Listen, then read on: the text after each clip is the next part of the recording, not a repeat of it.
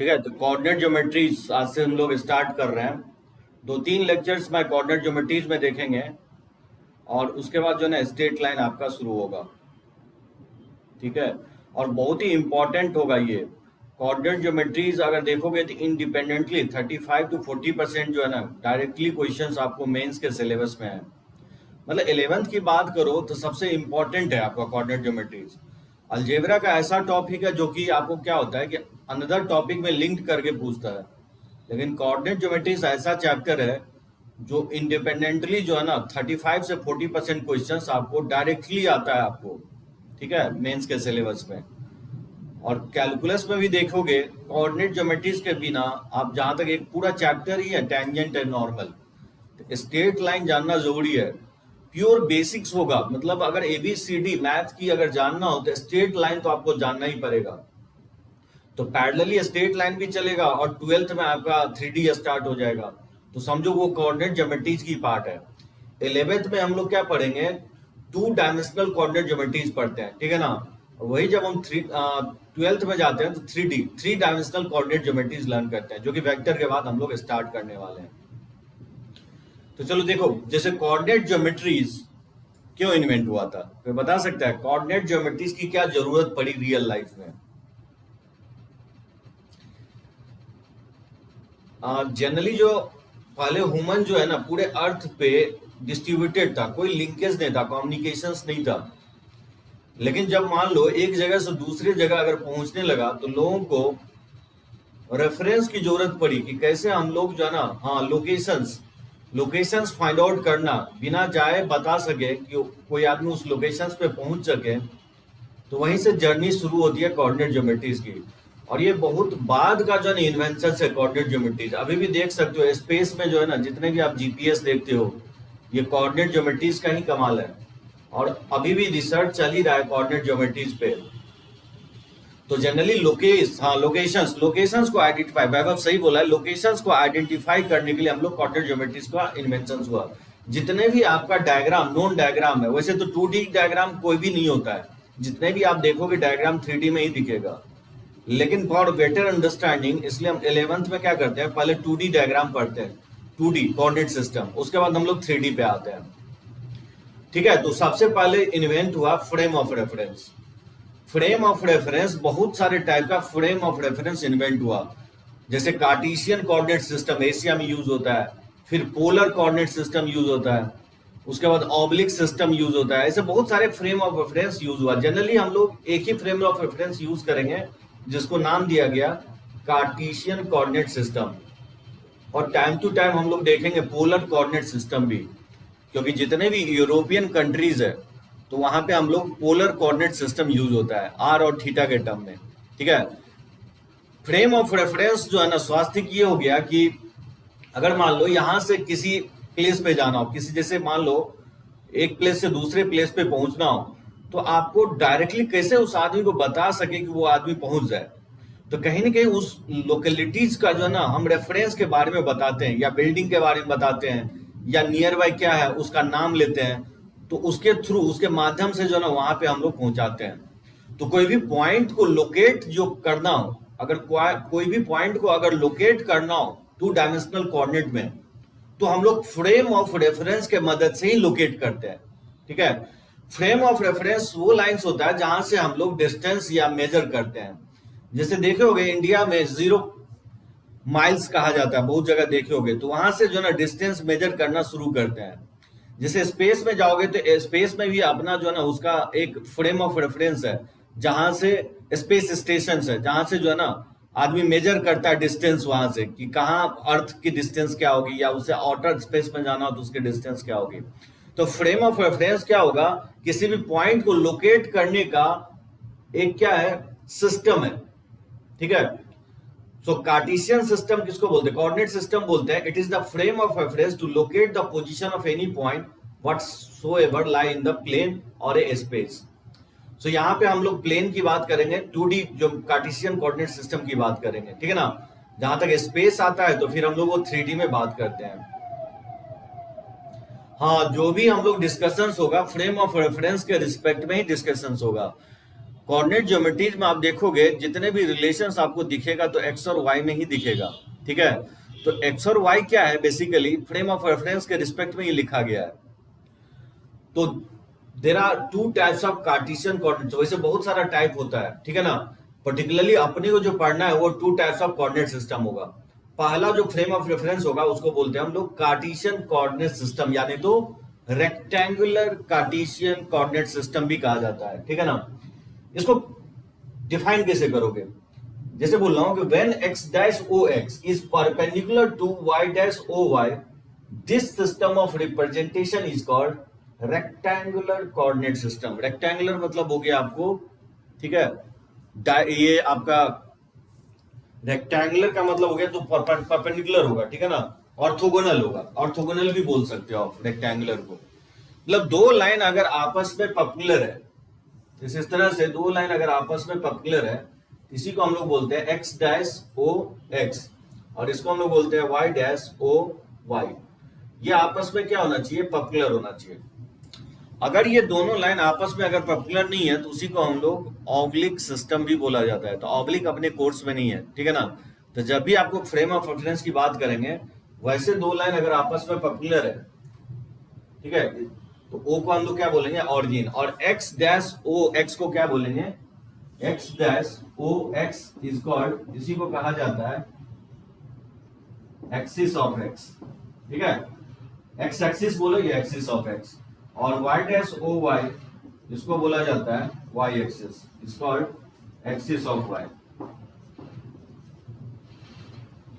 अब ये बातें तो आपको पता होगा कि हम लोग एंटी क्लॉकवाइज डायरेक्शन में इसको क्वाड्रेंट कहा जाता है। इसको फर्स्ट क्वाड्रेंट बोलते हैं, इसको सेकंड क्वाड्रेंट बोलते हैं, इसको थर्ड क्वाड्रेंट बोलते हैं, और इसको हम लोग फोर्थ क्वाड्रेंट कहा जाता है, ठीक है। ऑर्थोगोनल मतलब परपेंडिकुलर, एकदम दिव्यांश। जब भी आपको कहीं ऑर्थोगोनल वर्ड मिलेगा उसका मतलब परपेंडिकुलर होगा, ठीक है ना। Orthogonal means perpendicular. और ओ जो होगा that is origin, O is called, इसी को हम लोग बोलते हैं ऑरिजिन। इसका जो कोऑर्डिनेट होगा इसको हम लोग जनरली 0,0 लिखते हैं। मतलब कोई भी पॉइंट अगर इसमें दिखाना हो, जैसे x, y, तो कार्टेशियन कोऑर्डिनेट सिस्टम में ये P पॉइंट को अगर दिखाना हो तो इसी ऑर्डर्ड पेयर x, y से हम लोग दिखाते हैं, ठीक है।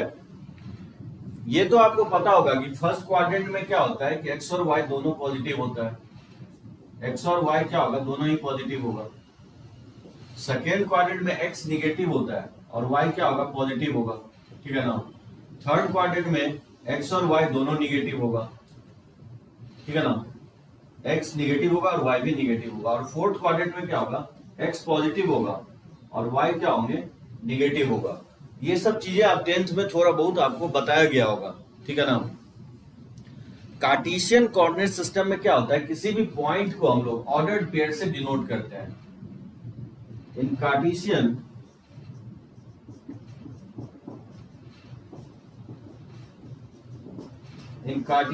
coordinate system, a point P is denoted by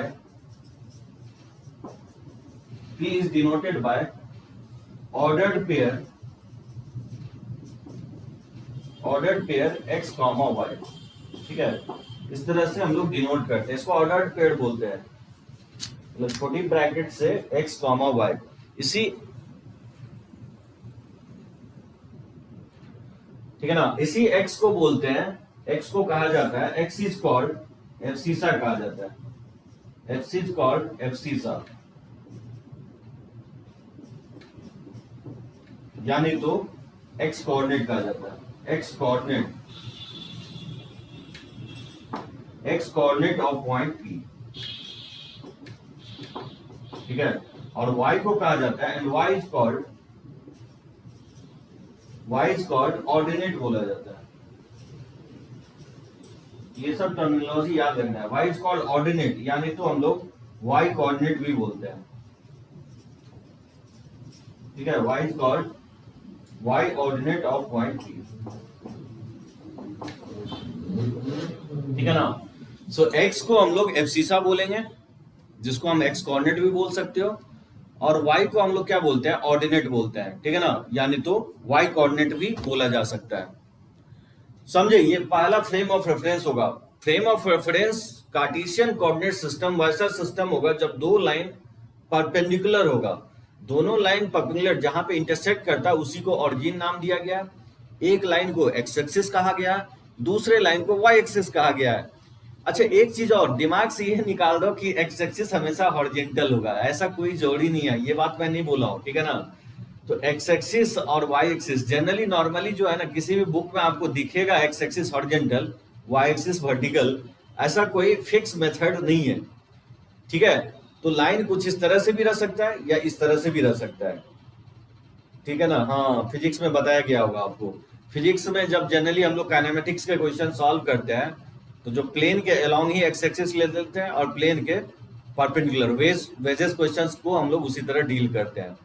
तो एकदम सही बोल रहे हो कि एक्स एक्सिस कोई जोड़ी नहीं है, हॉरिजॉन्टल होना चाहिए। लेकिन एक चीज कंफर्म है कि एक्स एक्सिस और वाई एक्सिस कहीं पे भी है, वो आपस में क्या होना चाहिए, परपेंडिकुलर होना चाहिए, ठीक है ना।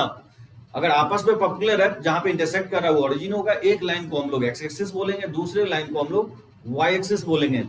किसी पॉइंट को अगर 2D में डिनोट करना हो, हाँ एकदम परपेंडिकुलर होना जरूरी है, ठीक है, क्योंकि अपने कोर्स में ये है परपेंडिकुलर ही है। इवन परपेंडिकुलर नहीं भी होता है, जो कि अपने वो ऑब्लिक सिस्टम कहलाता है, वो अपने कोर्स में नहीं है। तो किसी भी पॉइंट को हम लोग 2 डायमेंशनल कोऑर्डिनेट सिस्टम में हम लोग ordered pair X comma Y से डिनोट करेंगे, ठीक है। एक्स जो कहलाएगा उसी को एक्स कोऑर्डिनेट कहते हैं, जिसको हम लोग एब्सिसा भी बोलते हैं। बहुत लोग कंफ्यूज हो जाता है, ठीक है ना, एब्सिसा कहीं लिखा रहता है तो उसको याद ही नहीं आता है, क्योंकि मैक्सिमम एक्स कोऑर्डिनेट रटे रहते हैं।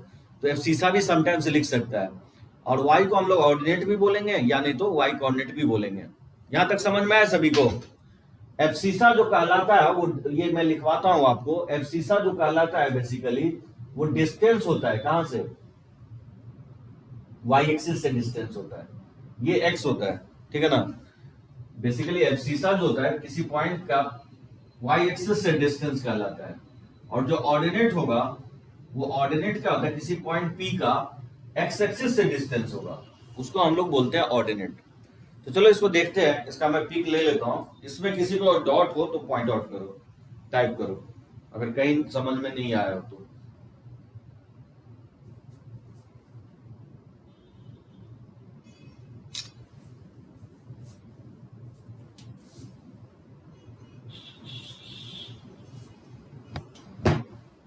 रब करें इसको।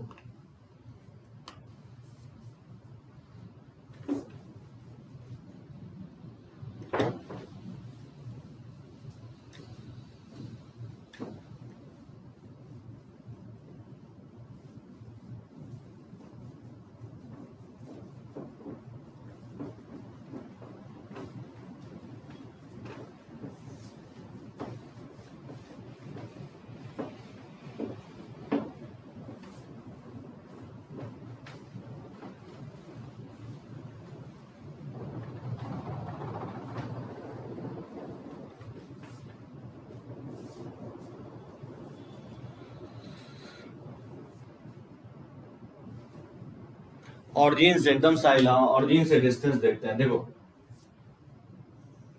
फिर से मैं ड्रॉ कर रहा हूं। मान लीजिए एक्स डैश वो एक्स है और ये वाई डैश वो वाई डैश है। मान लीजिए यहाँ पे अगर पी एक्स कॉमा वाई लिखते हो तो यहां से पॉपुलर ड्रॉप कर दो, तो इसे पी एम मान लेता हूं और ये पी एन मान लेता हूं,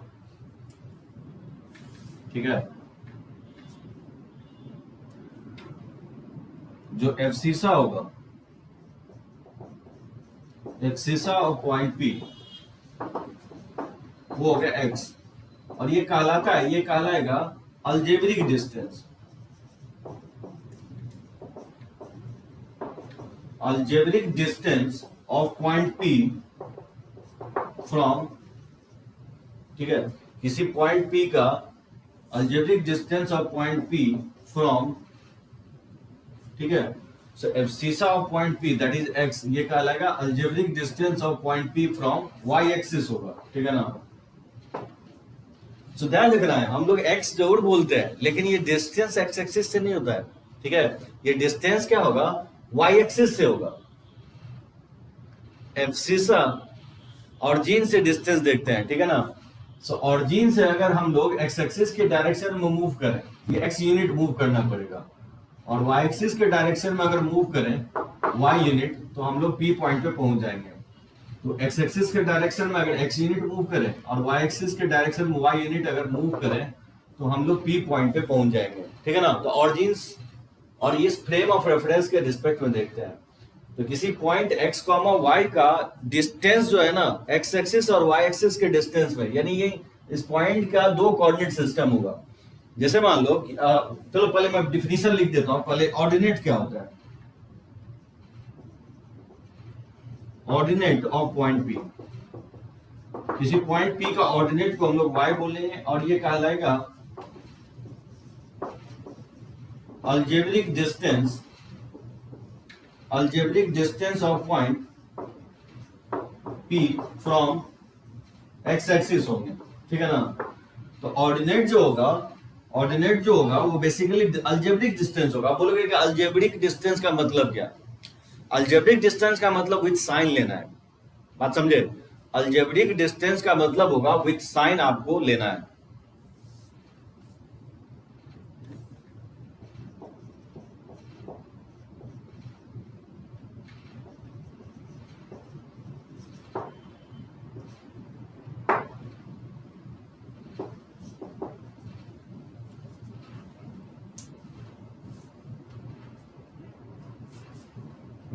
थोड़ा सा लेफ्ट जो है ना नहीं दिख रहा है, ठीक है ना। तो ऑर्डिनेट जो होगा algebraic distance of point P from the x axis होगा। देखो मान लो किसी पॉइंट को अगर P पॉइंट को लिखें, अच्छा इस तरह से हम लिखेंगे, इसको बोलते हैं इक्विवेलेंट, ठीक है ना। जैसे मान लो 2,3 लिखते हैं, इसको अगर लोकेट करना हो कोऑर्डिनेट सिस्टम में, कैसे लोकेट करोगे। 2 मतलब ऑरिजिन से 2 यूनिट डिस्टेंस पे होगा, ये होगा 1 और ये 2, और ये 1 2 3, ठीक है ना, 1 2 3। इसको लोकेट करना इस पॉइंट को, ये पॉइंट यहां पे आएगा, इसी को हम लोग बोलेंगे 2,3। ये होगा आपका P पॉइंट। मान लो अगर इस तरह से Q पॉइंट अगर लिखते हैं, जैसे मैं -2, जैसे Q पॉइंट अगर लोकेट करने के लिए बोलूं कि -2,3 कहां पे आएगा,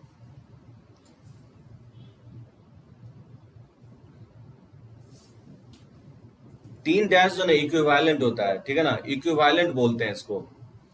मतलब एवरी रिस्पेक्ट में P पॉइंट ये इक्वल नहीं लिख सकता ना, क्योंकि ये लेटर है और ये ऑर्डर्ड पेयर है, तो ऑर्डर्ड पेयर लेटर के इक्वल नहीं हो सकता ना। इक्वल साइन हम लोग वहां यूज करते हैं, एवरी रिस्पेक्ट में इक्वल होना चाहिए, डायमेंशंस में भी, मैग्नीट्यूड में भी, ठीक है।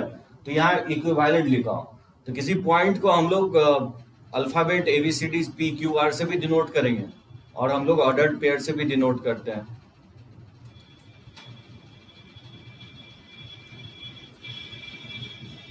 हाँ इक्विवेलेंट लिखते हैं, ठीक है ना। इक्विवेलेंट मतलब ये दोनों पॉइंट ही है, P पॉइंट भी है और 2,3 ऑर्डर्ड पेयर पॉइंट ही है, तो दोनों का मीनिंग एक ही होगा, लेकिन इक्वल नहीं लिख सकते ना, क्योंकि कोई भी लेटर ऑर्डर्ड पेयर के इक्वल कैसे हो सकता है, इसलिए इक्विवेलेंट लिखा जाता है। अच्छा -2,3 को अगर लोकेट करना हो तो -1 और ये -2 होगा, और 3 कहाँ आएगा, यहीं पे आएगा, नहीं होगा, ये पॉइंट आपको 2,3 हो जाएगा, जो जगह -2,3। साइन समझे, जब भी आप x, y लिखते हो, मतलब x कोऑर्डिनेट डिनोट करेगा y एक्सिस से डिस्टेंस, और जो y कोऑर्डिनेट है वो डिनोट करेगा x एक्सिस से डिस्टेंस, ठीक है ना। ऑरिजिन से डिस्टेंस को डिनोट नहीं करता है। जो पॉइंट P लिख रहा हूं, ये x, y, जो x लिख रहे हो वो y एक्सिस से डिस्टेंस को डिनोट कर रहा है, और जो y लिख रहे हैं वो बेसिकली x एक्सिस से डिस्टेंस को डिनोट करता है। एक चीज पता होगा कि x एक्सिस पे क्या होता है, y 0 होता है, ठीक है ना, y 0 होता है, और जो x एक्सिस, ठीक है, और जो y एक्सिस पे होता है वहां पे क्या होता है, x कोऑर्डिनेट 0 होता है। अगर मैं बात करूं कि ठीक है ये P पॉइंट हो गया, ये Q पॉइंट हो गया, अगर मैं एक R पॉइंट दे दूं कि 0,-3 लोकेट करने के लिए, तो होपफुली ये आप लोकेट कर पाओगे। ये x कोऑर्डिनेट 0 है, दैट मीन्स ये पॉइंट y एक्सिस पे होगा, और -3 है तो 0, -3, ये -1 हो जाएगा, -2 और -3, ये पॉइंट क्या हो जाएगा, ये पॉइंट हो जाएगा 0, -3, ठीक है, ये r कोऑर्डिनेट होगा। इस तरह से आप लोकेट कर पाओगे, ठीक है ना। हाँ, y एक्सिस से नहीं, यही तो y, हाँ y पे -3 यानी x एक्सिस से -3 यूनिट डिस्टेंस पे होगा। तो जब भी हम लोग -3 यूनिट बोलेंगे तो निगेटिव y एक्सिस के डायरेक्शन में होगा, और अगर हम +3 यूनिट डिस्टेंस बोलते हैं तो ऑब्वियसली पॉजिटिव y एक्सिस के डायरेक्शन में होगा।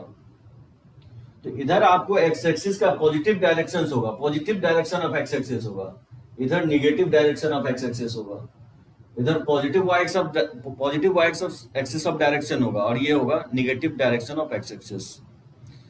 तो डिस्टेंस तो पॉजिटिव होता है। यहां आंकड़े डिस्टेंस नहीं लिख रहे हैं, ये पॉइंट लिख रहे हैं। यहां पे हम डिस्टेंस की बात ही नहीं की, देख रहे हो, डिस्टेंस नहीं लिख रहा हूं, अलजेब्रिक डिस्टेंस लिख रहा हूं,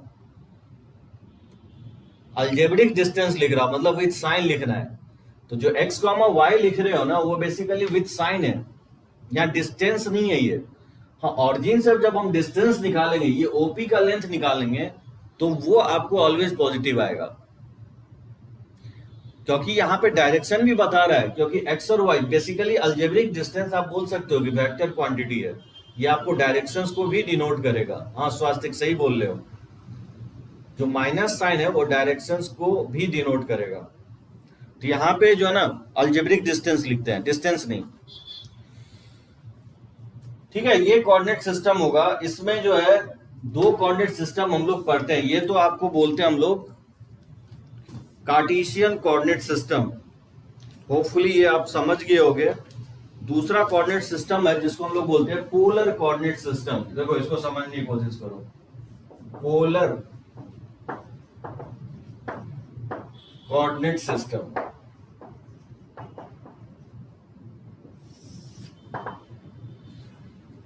ठीक है, पोलर कोऑर्डिनेट सिस्टम।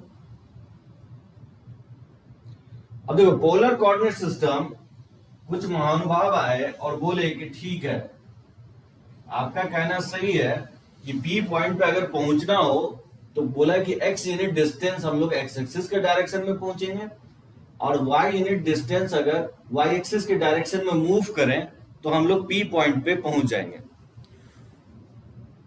कुछ लोग आए कि इतना हम करने की क्या जरूरत है,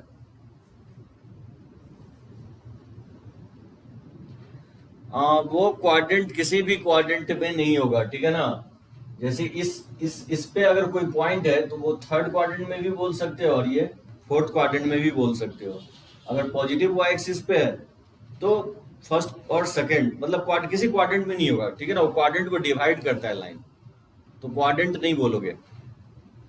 कोई भी अगर मान लो ये पॉइंट है 0, -3, इसको स्पेसिफाई नहीं कर सकते हो क्वाड्रेंट, ये क्वाड्रेंट को डिवाइड करता है। तो कोई भी पॉइंट अगर x एक्सिस और y एक्सिस पे है तो उस पॉइंट को आप किसी भी क्वाड्रेंट में नहीं बोलोगे।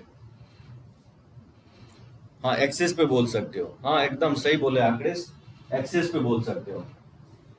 देखो उसने बोला कि पोलर कोऑर्डिनेट सिस्टम, उसने बोला कि किसी पॉइंट तक P तक अगर पहुंचना हो तो बोला कि इतना करने की जरूरत क्या है, डायरेक्टली ऑरिजिन से r डिस्टेंस मूव करो थीटा एंगल बनाते हुए, तो भी हम लोग P पॉइंट पे पहुंच सकते हैं। उसने बोला है कि अगर P पॉइंट पे पहुंचना हो तो r डिस्टेंस मूव करो theta angle, positive x axis से थीटा एंगल बनाते हुए, तो भी तो हम लोग P पॉइंट पे पहुंच जाएंगे। तो इसी कोऑर्डिनेट सिस्टम को हम लोग in polar coordinate system,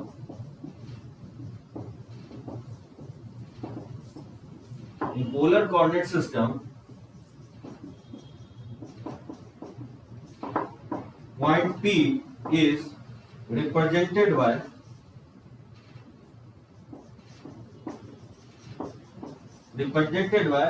ordered pair r, theta. इस तरह से हम लोग रिप्रेजेंट करते हैं, ठीक है। हाँ एकदम आप वेक्टर जैसा है, सही कह रहे हो, वेक्टर जैसा है। यूरोपियन कंट्रीज में ये खूब यूज होता है। जितने भी आप जाओगे ना फ्रांस में, तो आपको जो बुक मैथमेटिक्स का मिलेगा ना, हमेशा आपको कोऑर्डिनेट ज्योमेट्रीज में आर और थीटा में रिलेशन मिलेगा। एक्स और वाई में रिलेशन बहुत कम दिखेगा आपको। तो वैसे भी हम लोग इसको साथ लेके चलेंगे, मैं इंटर कन्वर्जन बताते रहूंगा टाइम टू टाइम कि कार्टेशियन कोऑर्डिनेट सिस्टम को पोलर में कैसे चेंज करेंगे और पोलर कोऑर्डिनेट सिस्टम को कार्टेशियन में हम लोग कैसे चेंज करेंगे।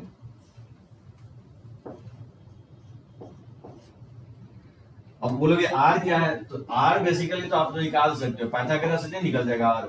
आर स्क्वायर इक्वल टू हो जाएगा X square plus Y square, यहां से आर इक्वल टू हो जाएगा that is under root of X square plus Y square, और यही लेंथ ओपी का लेंथ कहलाएगा।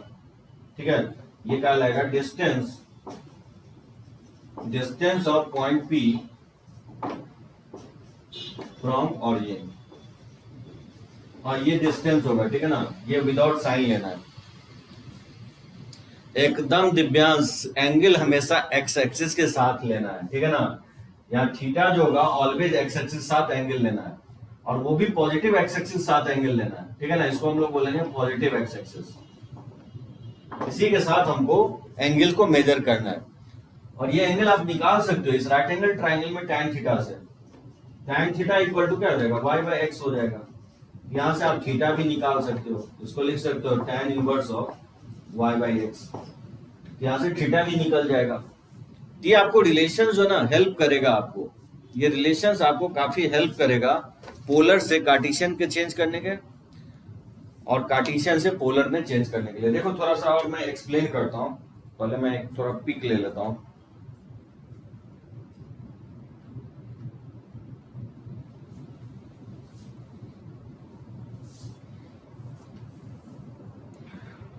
ठीक है, यहां तक कोई दिक्कत नहीं है ना सर? tan इनवर्स कॉट होता है क्या? स्वास्तिक 12th में पढ़ोगे जो ना, tan इनवर्स होता है कॉट इनवर्स 1/x के इक्वल होता है। ट्रिगो का यही एक पार्ट बचा हुआ। इनमें इनवर्स से कोई लेना देना नहीं है ना। ठीक है ना, जब भी आपको किसी ट्रिगो को राइट साइड ले जाओगे तो इनवर्स के फॉर्म में लिखते हैं।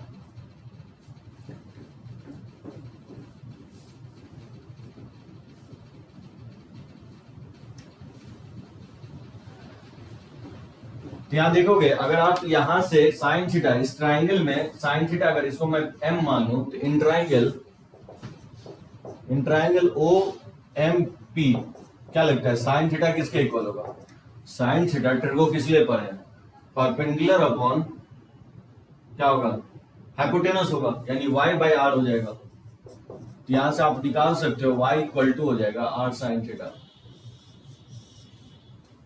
और cos थीटा अगर इसमें फाइंड आउट करोगे तो बेस अपॉन हाइपोटेनस होगा। cos थीटा जो है base upon hypotenuse, x by R हो जाएगा। यहां से x निकालोगे तो ये r cos थीटा के इक्वल आएगा। ठीक है, तो जब भी आपको कार्टेशियन कोऑर्डिनेट सिस्टम दिया रहे x, y और उसको पोलर में चेंज करना हो, x, y ये r और थीटा के टर्म में अगर चेंज करना हो तो यही r cos theta r sin theta हो जाएगा। ठीक है ना, r cos theta r sin theta. ठीक है, ये होगा आपका पोलर कोऑर्डिनेट सिस्टम r और थीटा के टर्म में। एकदम सही बोले निखिल, एकदम करेक्ट हो। इसी को हम लोग कंपोनेंट बोलते हैं, r cos theta r sin theta, इसी को कंपोनेंट कहते हैं, x component and y component. सही पकड़े हो। ठीक है, तो ये रिलेशंस आपको ध्यान रखना है। और थीटा जो होगा, थीटा ध्यान रखना है, थीटा जो होगा theta is the angle, theta is the angle made by the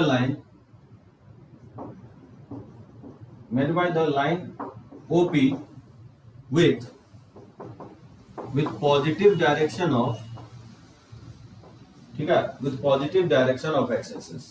ठीक है दिव्यांश, मैं लिख दिया ये पॉइंट।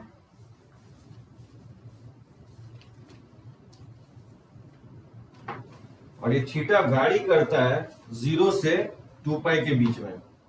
ठीक है ना, ये थीटा जो वैरी करेगा 0 से 2 पाई, और माइनस पाई से पाई भी लिखता है, 0 से 2 पाई भी लिखता है। तो दो अलग सिस्टम यूज होता है। बहुत जगह आप 0 से 2 पाई भी देखोगे, बहुत जगह माइनस पाई से पाई भी देखोगे।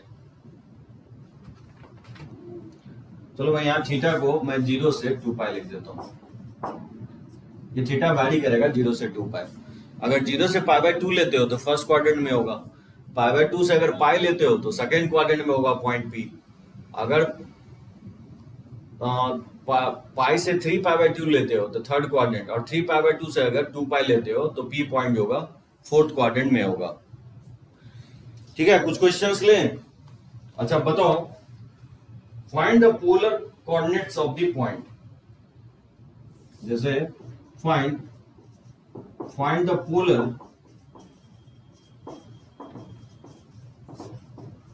Polar coordinate of the point.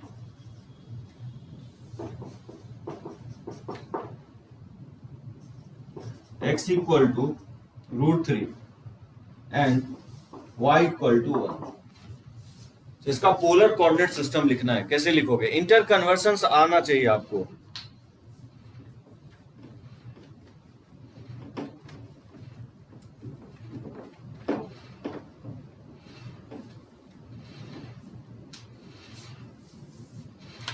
इसका पोलर कोऑर्डिनेट सिस्टम लिखना है, यानी √3, 1 है। ठीक है, x का वैल्यू √3 है और y का वैल्यू 1 है।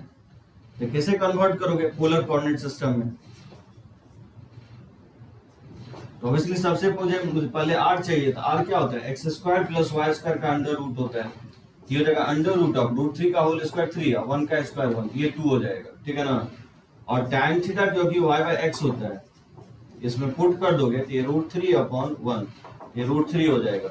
यहाँ से थीटा निकालोगे तो 60 डिग्री आएगा। ठीक है ना? π/3, 60 डिग्री लिखो या π/3। इसका जो पोलर कोऑर्डिनेट सिस्टम होगा,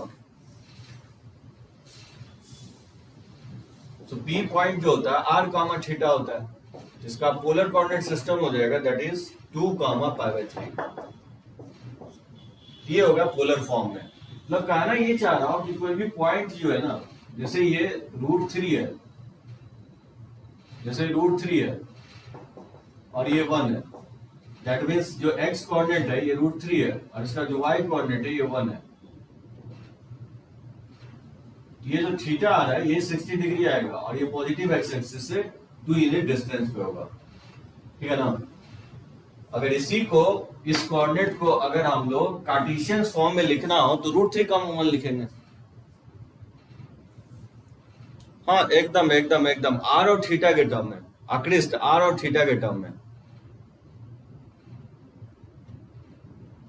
ओ सॉरी, y/x लिखा, सॉरी y/x, y का वैल्यू यहाँ पे, y का वैल्यू 1 है और x का वैल्यू, ठीक है ना, यहाँ उल्टा लिख दिया, √3 होगा। ये 1/√3 है तो थीटा जो है π/6 हो जाएगा। एकदम सही है, ये π/6 होगा।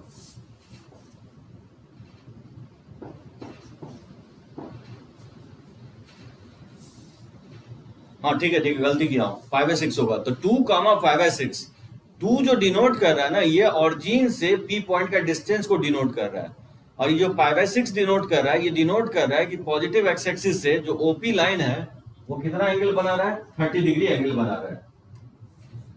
तो चलो एक क्वेश्चन मैं और लेता हूं, इसको कन्वर्ट करके बताओ। जैसे x = ले लें 1 और y ले लें -1। इसको पोलर फॉर्म में चेंज करके बताओ, या इस तरह से भी दे सकता है। जो P पॉइंट है बेसिकली 1, -1 है, इसको मुझे कन्वर्ट करना है पोलर फॉर्म में। कैसे कन्वर्ट करोगे?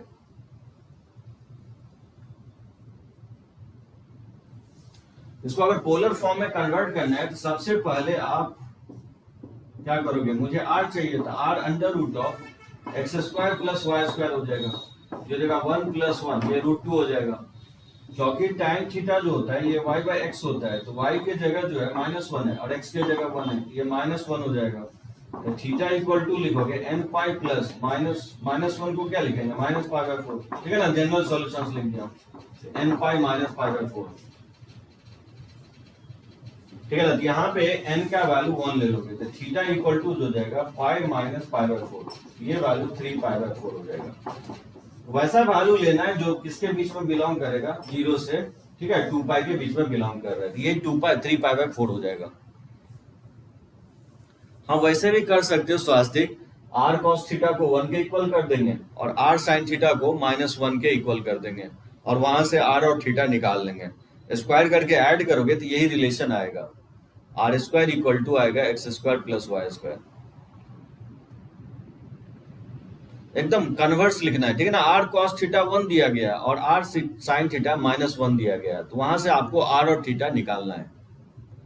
तो बताओ इसका पोलर कोऑर्डिनेट सिस्टम क्या हो जाएगा, इसका आर कामा थीटा हो जाएगा। तो आर तो हम निकाल चुके हैं √2 और थीटा का वैल्यू हो जाएगा 3π/4। तो ये सेकंड थीटा जो है ना, क्लियरली मेंशन थीटा डिनोट कर रहा है कि ये सेकंड क्वाड्रेंट में होगा पॉइंट, ठीक है ना। अगर थीटा 135 डिग्री हो तो एक्स निगेटिव, एकदम दिव्यांश, एकदम एक्स निगेटिव होगा। सो 90 से 180 के बीच में अगर थीटा होगा तो एक्स कोऑर्डिनेट निगेटिव होगा और वाई कोऑर्डिनेट पॉजिटिव होगा, ठीक है ना। सर अब n इक्वल टू 1 इसलिए लिए क्योंकि हम थीटा जो है वो वैल्यू ले रहे हैं जो 0 से 2π में होना चाहिए। निखिल, थीटा जो है 0 से 2π में लेंगे, n अगर 0 लोगे तो -π/4 आएगा, लेकिन -π/4 निखिल इसमें बिलोंग नहीं कर रहा है, ठीक है ना। तो थीटा वो वैल्यू लेना है जो 0 से 2π में बिलोंग करना चाहिए। सर लास्ट में कॉस थीटा से भी तो, हाँ एकदम क्यों नहीं रोहन, कॉस थीटा से भी निकाल सकते हो, साइन थीटा भी से निकाल सकते हो, एकदम सही है। कोई जोड़ ही नहीं है कि tan थीटा से निकालो, आप कॉस थीटा से भी निकाल सकते हो या साइन थीटा से भी थीटा निकाल सकते हो, ठीक है रोहन। सो थीटा 3π/4 लोगे एक, तो समझ में आ गया होगा कैसे हम लोग कार्टेशियन कोऑर्डिनेट सिस्टम को, किसी पॉइंट को हम लोग पोलर फॉर्म में चेंज करेंगे। रब करें 45 नहीं रोहन, 45 नहीं लोगे कैसे। आर कॉस थीटा को तुमने ये बोला है कि आर कॉस थीटा ये 1 होगा। अगर आर कॉस थीटा को तुम अगर 1 के इक्वल करते हो तो यहाँ पे ये √2 होगा, तो cos थीटा इक्वल टू 1, तो cos थीटा इक्वल टू 1/√2। लेकिन थीटा π/4 नहीं लोगे रोहन, क्योंकि ये पॉइंट जो है ना ये सेकेंड क्वाड्रेंट में है, बात समझे। जब पॉइंट सेकेंड क्वाड्रेंट में है तो थीटा 45 नहीं लोगे, थीटा 135 डिग्री लोगे, ठीक है, 3π/4 लोगे। ये ध्यान रखना है, पॉइंट किस क्वाड्रेंट में है उसके बेसिस पे थीटा को मेंशन करोगे। अगर थीटा फर्स्ट क्वाड्रेंट, अगर कोई पॉइंट फर्स्ट क्वाड्रेंट में है तो थीटा 0 से 90 लोगे। अगर सेकेंड क्वाड्रेंट में है, या आप बोलोगे कि ये कैसे पता करेंगे किस क्वाड्रेंट में है, वो डिसाइड करेगा एक्स और वाई का कोऑर्डिनेट। अगर एक्स और वाई दोनों कोऑर्डिनेट अगर पॉजिटिव है तो ऑब्वियसली फर्स्ट क्वाड्रेंट में होगा, उस केस में थीटा 0 से 90 लेंगे। अगर 90 से 180 थीटा लेते हो तो वो सेकेंड क्वाड्रेंट में होगा, और कब लोगे जब एक्स पॉजिटिव दिया रहेगा और वाई निगेटिव, जैसे इस पर्टिकुलर क्वेश्चन में देख रहे हो।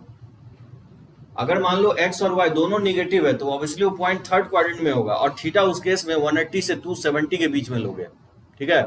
और अगर एक्स पॉजिटिव है और वाई निगेटिव है तो ऑब्वियसली पॉइंट क्या होगा, फोर्थ क्वाड्रेंट में होगा, उस केस में थीटा आपको 270 से 360 के बीच में लेना है, ठीक है ना।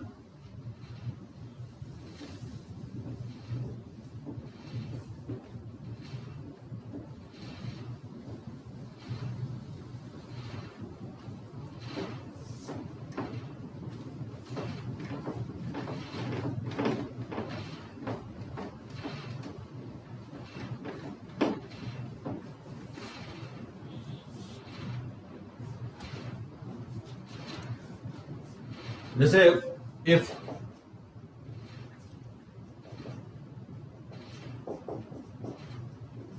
a polar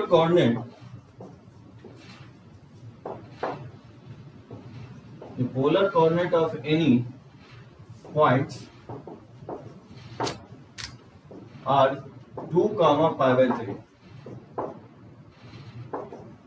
then its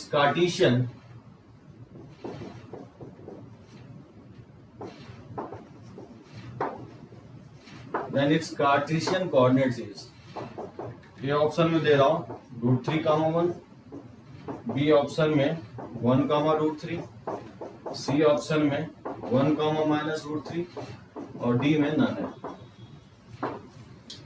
तो 2-3 क्वेश्चन मैं रिवर्स ले रहा हूं। अगर पोलर फॉर्म में दिया गया हो तो कार्टेशियन में कैसे चेंज करेंगे।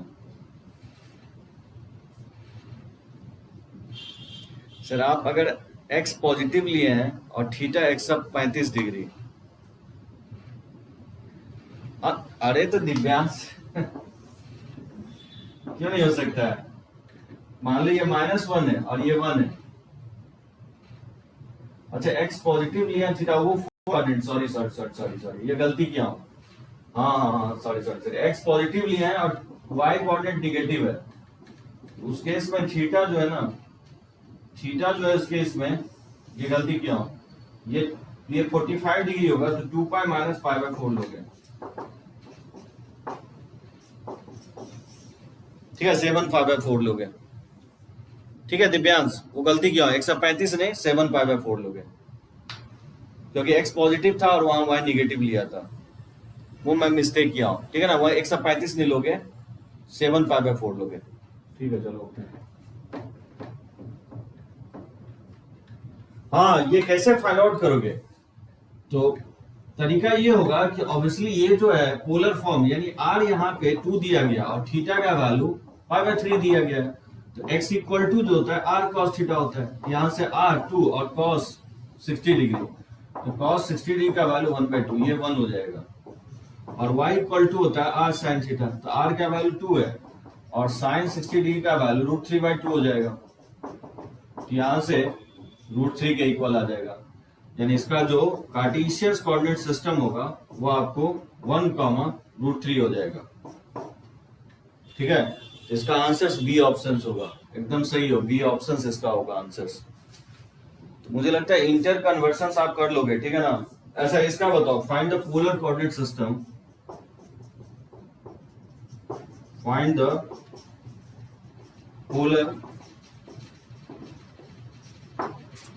polar coordinate of point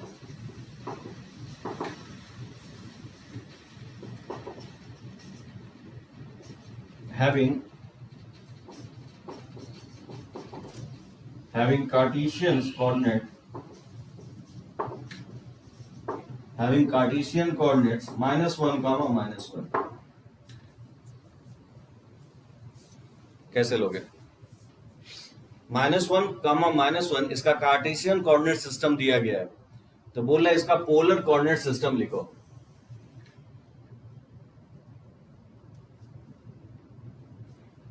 तो दोनों मैं निगेटिव ले रहा हूं। ठीक है ना, एक्स कोऑर्डिनेट भी निगेटिव ले रहा हूं और वाई कोऑर्डिनेट भी निगेटिव ले रहा हूं। तो क्लियरली यहाँ पे x का वैल्यू -1 है और y का भी वैल्यू -1 है, तो ऑब्वियसली r का वैल्यू निकालोगे तो √(x²+y² हो जाएगा, ये वैल्यू √2 हो जाएगा। और जो tan थीटा होता है ये y/x के इक्वल है, तो y -1 है और x भी -1 है, तो यहाँ से थीटा निकालोगे तो π/4 होगा। लेकिन π/4 नहीं लोगे क्योंकि यहाँ पे ये थर्ड क्वाड्रेंट में है, तो -1 लाइज इन, तो यहाँ से थीटा जो निकालोगे ना जनरल वैल्यू निकालोगे तो nπ + π/4 लिखोगे। ठीक है ना, nπ + π/4 लिखोगे। ये बेसिकली थर्ड क्वाड्रेंट में है, ये थर्ड क्वाड्रेंट में लाई कर रहा है। ठीक है, हाँ ऑब्वियसली n का वैल्यू यहाँ पे क्या पुट करोगे, तो n का वैल्यू यहाँ 1 पुट करोगे तो थीटा जो हो जाएगा ना π + π/4, ये 5π/4 लोगे। ठीक है ना, तो पोलर फॉर्म जो इसका होगा r, थीटा, तो r √2 है और थीटा इसका 5π/4 है, ये इसका आंसर होगा। √2, 5π/4 होगा। हाँ सही आक्रेस्ट, एंगल का कंडीशंस नहीं समझे। थीटा जो है nπ + π/4 होगा जनरल फॉर्मूला से, tan थीटा = 1 है, तो थीटा जो होगा nπ + π/4 है। n का वैल्यू इसलिए 1 लिए क्योंकि थर्ड क्वाड्रेंट में है, ये पॉइंट थर्ड क्वाड्रेंट में है। तो अगर कोई पॉइंट अगर फर्स्ट क्वाड्रेंट में है तो यहाँ पे x और y क्या आएगा, पॉजिटिव आएगा। इस केस में थीटा जो आपको लेना है 0 से 90 लेना है। ठीक है, अगर मान लो ये पॉइंट अगर सेकंड क्वाड्रेंट में है तो ऑब्वियसली x निगेटिव दिया रहेगा और y पॉजिटिव होगा। उस केस में जो आप थीटा लोगे तो थीटा किसके बीच में लोगे, थीटा लोगे आप 90 से 180 के बीच में। ठीक है ना, लेकिन अगर थर्ड क्वाड्रेंट में है, ये फर्स्ट हो गया ये सेकंड हो गया, अगर थर्ड क्वाड्रेंट में अगर कोई पॉइंट है तो x और निगेटिव होगा और y निगेटिव होगा। इस केस में थीटा जो लेना है आपको 180 से लेकर के 270 के बीच में लेना है। और अगर ऑब्वियसली फोर्थ क्वाड्रेंट में है तो ऑब्वियसली एक्स निगेटिव होगा और वाई पॉजिटिव होगा। उस केस में जो थीटा लेना है आपको 270 से 360 के बीच में लेना है, ठीक है। क्योंकि यहाँ एक्स और वाई दोनों निगेटिव है तो n का वैल्यू 0 रखोगे तो π/4 आएगा, तो ये फर्स्ट क्वाड्रेंट में आएगा। तो फर्स्ट क्वाड्रेंट नहीं लेना है क्योंकि ये पॉइंट थर्ड क्वाड्रेंट में है। n अगर 1 रखोगे तो ऑब्वियसली पाई प्लस π/4 180 से जैसे ही बढ़ेगा तो वो थर्ड क्वाड्रेंट में चला जाएगा, तो 180 से 270 के बीच में लाई करेगा 5π/4, ठीक है ना। n अगर 2 रखोगे तो 2π से बड़ा हो जाएगा तो फिर वो फर्स्ट क्वाड्रेंट में चला जाएगा, इसलिए मैं n इक्वल टू 1 ले आऊं। हाँ 225 डिग्री होगा, एकदम सही बोल रहे हो। 180 में 45 ऐड करोगे 225 होगा। राहुल राहुल समझे, क्लियर है ना। तो वो किस क्वाड्रेंट में ये पॉइंट है उसके बेसिस पे थीटा को चूज करना है। अगर पॉइंट फर्स्ट क्वाड्रेंट में है तो 0 से 90 के बीच में थीटा चूज करोगे। पॉइंट अगर सेकंड क्वाड्रेंट में है 90 से 180 के बीच में चूज करोगे। अगर पॉइंट थर्ड क्वाड्रेंट में है तो 180 से 270 के बीच में लोगे। एंगल वाला नहीं समझे, ये मैं बोल रहा हूँ ये पॉइंट जो है ना फोर्थ क्वाड्रेंट में है। देखो ये पॉइंट बेसिकली फोर्थ क्वाड्रेंट में है, -1, -1।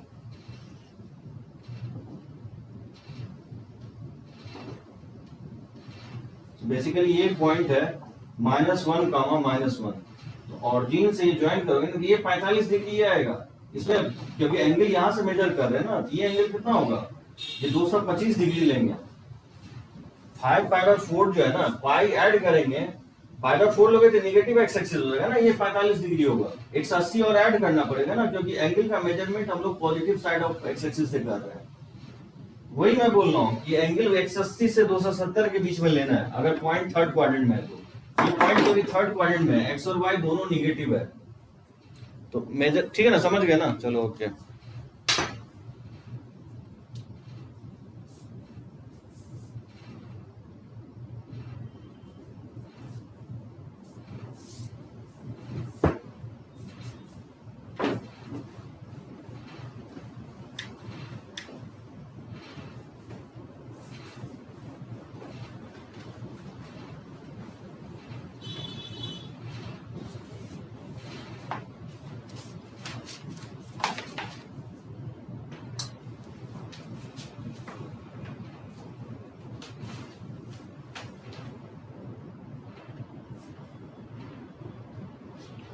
जैसे क्वेश्चन ले रहा हूं,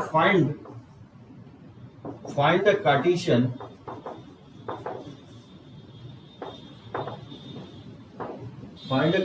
coordinates of the point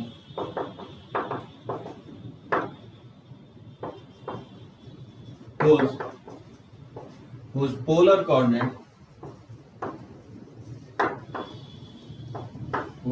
coordinates are 5, π/4। ठीक है, दूसरा दे रहा हूं -5, π/3 और तीसरा दे रहा हूं -5, -π/4।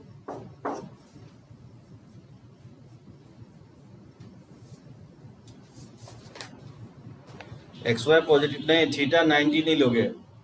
90 थीटा तभी आएगा जब पॉइंट पॉजिटिव वाई एक्सिस पे होगा दिव्यांश। अगर मान लो कोई पॉइंट ये दिया गया है, जैसे 0, 2 दिया गया है, तो ऑब्वियसली ये पॉइंट क्या आएगा, पॉजिटिव वाई एक्सिस पे आएगा।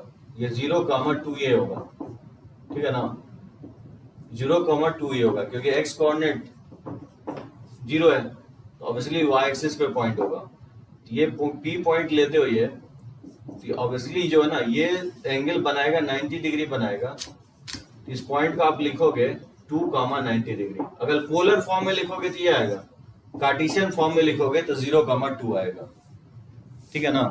तो अगर पॉजिटिव वाई एक्सिस पे है तो 90 लोगे, अगर पॉजिटिव एक्स एक्सिस पे है तो थीटा 0 लोगे, अगर निगेटिव एक्स एक्सिस पे है तो थीटा 180 लोगे।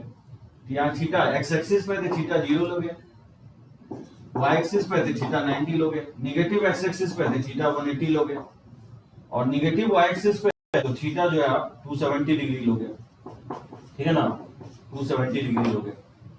और बीच में है तब, ठीक है ना, 0 से 90, सेकेंड क्वाड्रेंट में 90 से 180। हाँ यस सही है, एकदम सही है।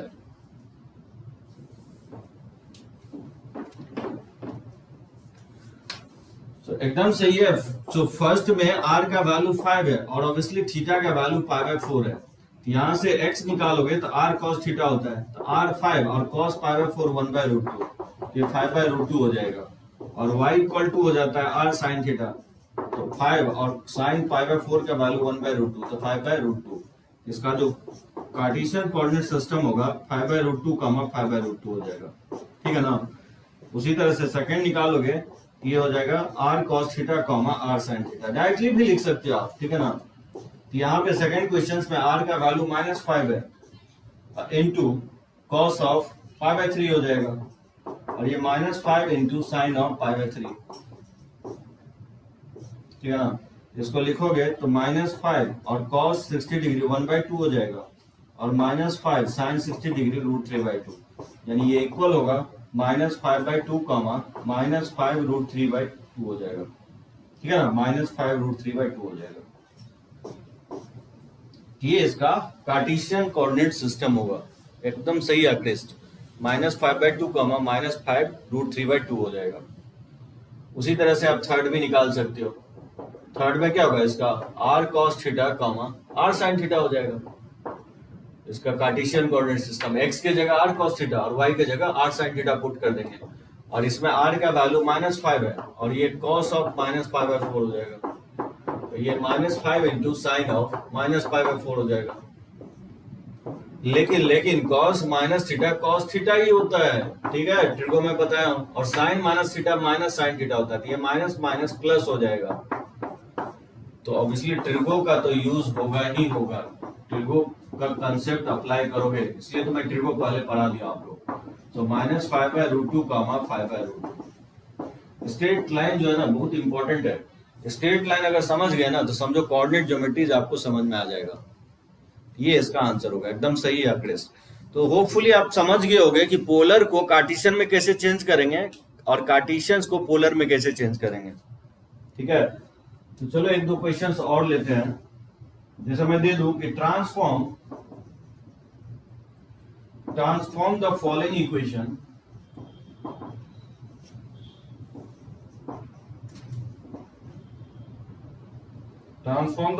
Equation to Cartesian form. तो पहला मैं दे रहा हूं आपको r² equal to a² cos of 2 theta, और सेकेंड में दे रहा हूं कि r इक्वल टू a दे रहा हूं, ठीक है। थर्ड में दे रहा हूं, और एक क्वेश्चन में दे रहा हूं कि transform the equations into polar form. First में दे रहा हूं x² + y² इक्वल टू, ठीक है, 2x, और सेकेंड में दे रहा हूं x² + y² equal to a², ठीक है ना।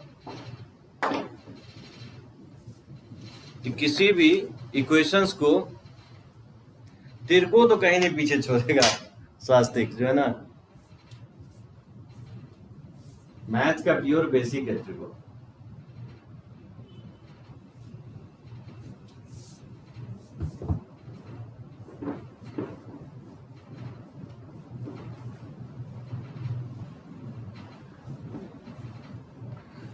अब कैसे कन्वर्ट करोगे, बोल रहा है कि इस इक्वेशंस को आप देख सकते हो r और थीटा में रिलेशन दिया गया है। जितने भी यूरोपियन कंट्री में जाओगे तो r और थीटा में रिलेशन आपको दिखेगा, ठीक है ना। और जब एशियन कंट्रीज में देखोगे तो x और y में रिलेशन, कोई भी इक्वेशन आपको x और y में दिखेगा। तो इंटर कन्वर्सन्स आना चाहिए आपको। Transform the following equations to the Cartesian form. Cartesian form कहने का मतलब ये हो गया कि आपका जो रिलेशन है वो x और y में दिखना चाहिए। कम ऑन, क्या बोला हूं, जब भी कार्टेशियन फॉर्म बोलेगा निकालने के लिए तो आपका रिलेशन x और y में दिखना चाहिए। अब देखो r² इक्वल टू है a² cos ऑफ 2 थीटा, ठीक है। अब आप जानते हो r का जो वैल्यू होता है √x² + y² होता है, और जो tan थीटा होता है वो बेसिकली y/x होता है। ये वैल्यू पुट करना है। तो देखो r² equal to a², cos of 2 theta का फॉर्मूला tan में क्या होता है, 1 - tan² theta upon 1 + tan² theta होता है। ये होता है cos ऑफ 2 थीटा का फॉर्मूला। बताओ आर स्क्वायर का वैल्यू क्या हो जाएगा? आर स्क्वायर का वैल्यू हो जाएगा under root of X square plus Y square का होल स्क्वायर, तो रूट हट जाएगा और एक कांस्टेंट है, ठीक है ना। tan थीटा का वैल्यू y बाय x है, तो y बाय x का ये होल स्क्वायर हो जाएगा upon 1 plus y by x का होल स्क्वायर, ठीक है ना। tan थीटा का वैल्यू और r का वैल्यू मैं पुट कर दिया हूं, यहां से x square plus y square equal to हो जाएगा a स्क्वायर, इसमें एलसीएम लोगे तो x square minus y square upon x square plus y square हो जाएगा। बात समझे? एक्स स्क्वायर से एक्स स्क्वायर ऊपर नीचे कट जाएगा जब एलसीएम लोगे तो, और इसको क्रॉस मल्टीप्लाई कर दोगे तो x square plus Y square का होल स्क्वायर ये इक्वल होगा a square into x square minus y square. तो यही आपका कार्टेशियन फॉर्मेट होगा, ठीक है। एक्स और वाई में रिलेशन होना चाहिए, यहाँ ए कोई कांस्टेंट है, ठीक है ना, स्मॉल ए कोई कांस्टेंट है। उसी तरह से आप सेकंड को भी चेंज कर सकते हो, जैसे आर इक्वल टू ए है, अब जानते हो आर का वैल्यू पुट कर दोगे तो under root of X square plus Y square होता है, तो दोनों साइड अगर स्क्वायर कर दोगे तो x square plus Y square equal to A square. ये हो गया आपका कार्टेशियन फॉर्म। आगे चल के बताऊंगा ये सर्किल का इक्वेशन है। पोलर फॉर्म में सर्किल का इक्वेशंस लिखना हो तो आर इक्वल टू ए लिखते हैं, ठीक है ना। स्टैंडर्ड सर्किल है जिसका सेंटर ऑरिजिन है, रेडियस ए है, आगे चल के पढ़ेंगे ये, ठीक है। तो कन्वर्ट कर लोगे ना, तो जब भी आपको कन्वर्ट करना हो कार्टेशियन फॉर्म में तो आर के जगह पुट कर दोगे under root of X square plus Y square, और tan थीटा की जगह पुट कर दोगे y बाय x, तो वो x और y में रिलेशन चेंज हो जाएगा। ये हो गया कन्वर्सन फर्स्ट क्वेश्चन का। हाँ, इक्वेशंस तक ही कन्वर्ट करना है, ठीक है आंकड़े, इसके आगे नहीं है। कोनिक सेक्शंस में आपको मैं बताऊंगा कि पोलर से कार्टेशियन में कैसे चेंज करते हैं किसी इक्वेशन को, या कार्टेशियन से पोलर में कैसे चेंज करते हैं। अपने को इतना ही तक समझना है, पोलर कोऑर्डिनेट सिस्टम अपने कोर्स में नहीं है, सिर्फ इंटर कन्वर्सन्स आपको आना चाहिए। जब भी कोई रिलेशंस अगर आर और थीटा में दिया गया हो तो फिर उसको कैसे कन्वर्ट करके कार्टेशियन फॉर्म में लाएंगे, या कोई भी कार्टेशियन फॉर्म में दिया गया हो कोई रिलेशंस, यानी एक्स और वाई में दिया गया हो रिलेशन, तो उसको हम कन्वर्ट करके पोलर फॉर्म में कैसे लाएंगे, यानी आर और थीटा के फॉर्म में कैसे लाएंगे, ठीक है।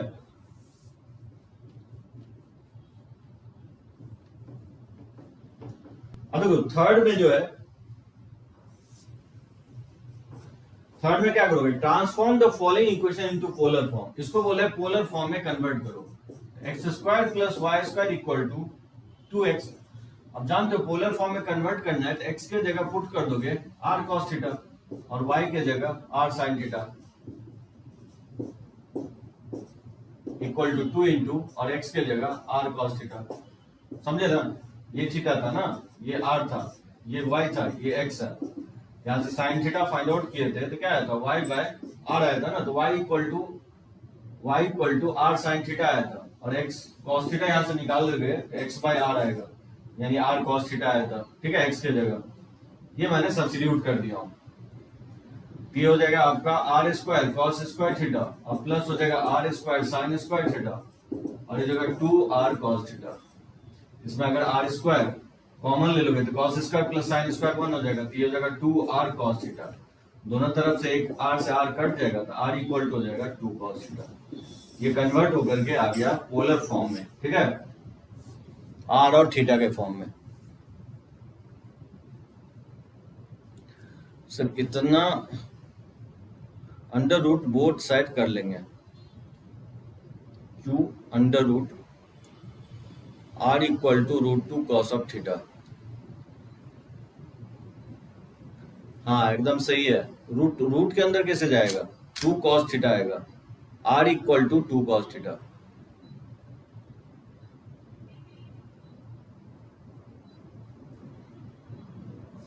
ओ सॉरी, ठीक है ना, x के जगह पुट कर दोगे, हाँ दोनों साइड रूट लेकर के उसको r के इक्वल कर दोगे, जैसे भी बनाओ स्वास्तिक, कोई दिक्कत नहीं है। स्वास्तिक समझे क्या बोला है, दोनों साइड रूट ले लेंगे तो ये r के इक्वल आ जाएगा, और फिर x के जगह r cos थीटा पुट कर देंगे, दोनों साइड स्क्वायर कर लोगे तो आ जाएगा।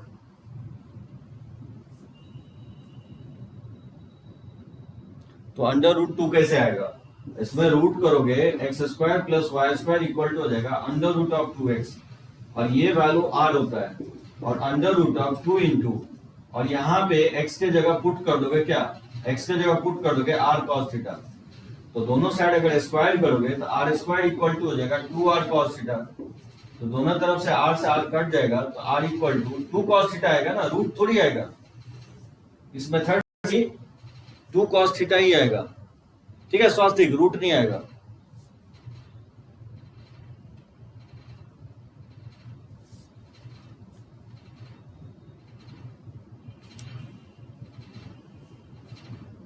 हाँ फॉर्मूला लगा दिए थे, हाँ चलो ठीक है ना।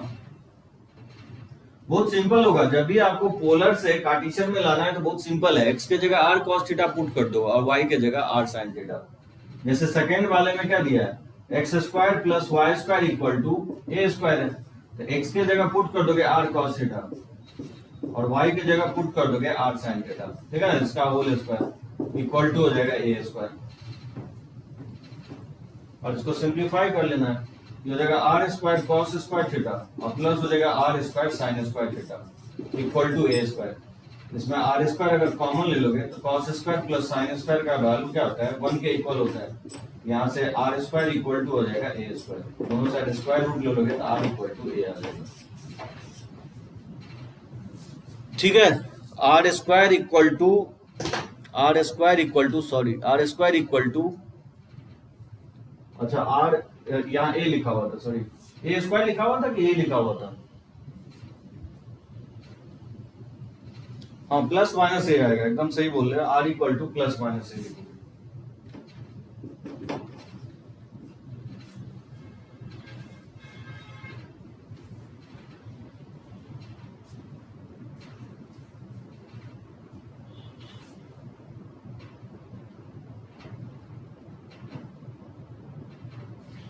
तो चलो ये आपका Cartesian coordinate system, polar coordinate system interchange आप कर लोगे, ठीक है ना। ये जानना चाहिए, बेसिक नॉलेज है ये, आपको यूज पड़ेगा जनरली 12th में जो ना, 11th में तो कम यूज होगा पोलर का, लेकिन 12th में कैलकुलस में यूज होता है। वैसे कोऑर्डिनेट में भी यूज होने वाला आपको coordinate, polar coordinate system.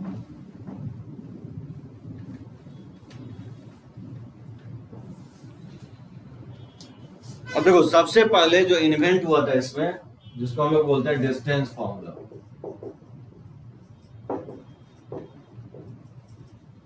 Distance formula, देखो जितने भी फॉर्मूला हम लोग लर्न करेंगे वो कार्टेशियन कोऑर्डिनेट सिस्टम के रिस्पेक्ट में ही लर्न करेंगे।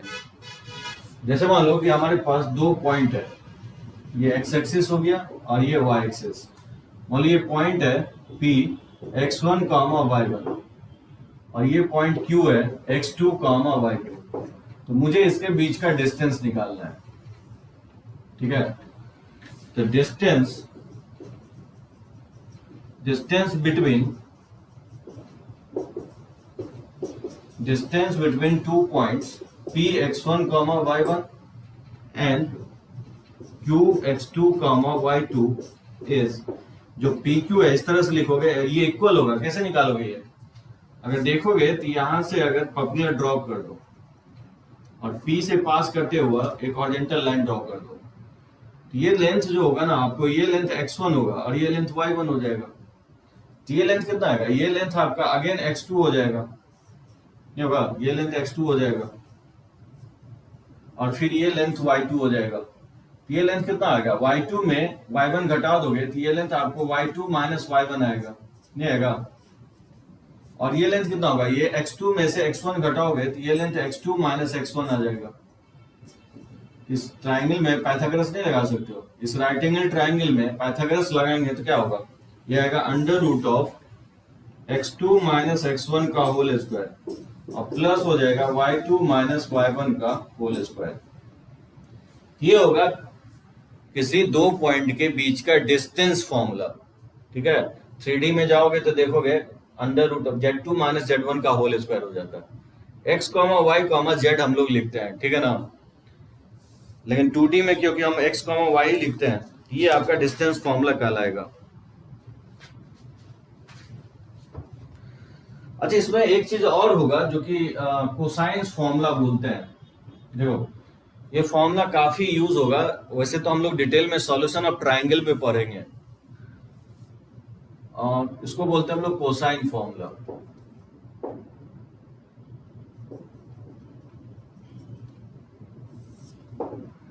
कोसाइन फॉर्मूला कहता है किसी ट्राइंगल में, जैसे मान लो ये एबीसी ट्राइंगल है, ए के अपोजिट साइड को स्मॉल ए बोलते हैं, एंगल बी के अपोजिट साइड को स्मॉल बी बोलते हैं, और एंगल सी के अपोजिट साइड को स्मॉल सी कहते हैं।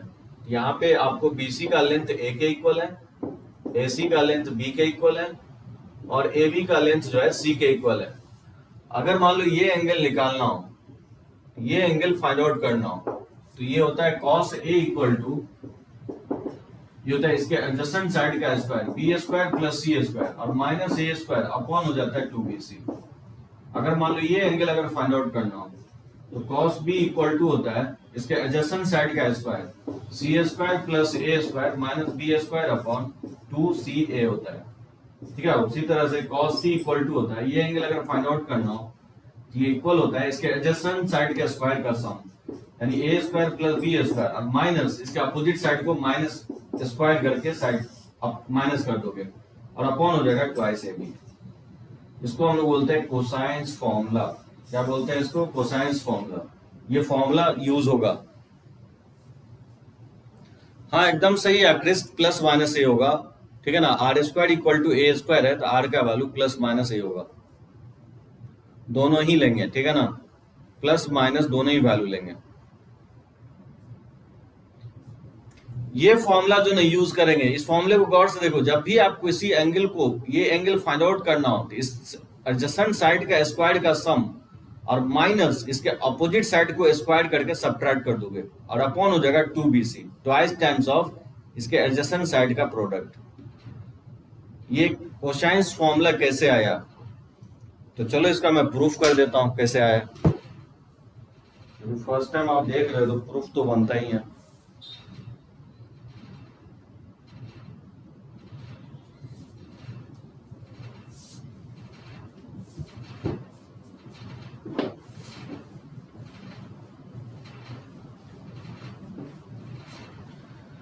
देखो इसका प्रूफ देखो,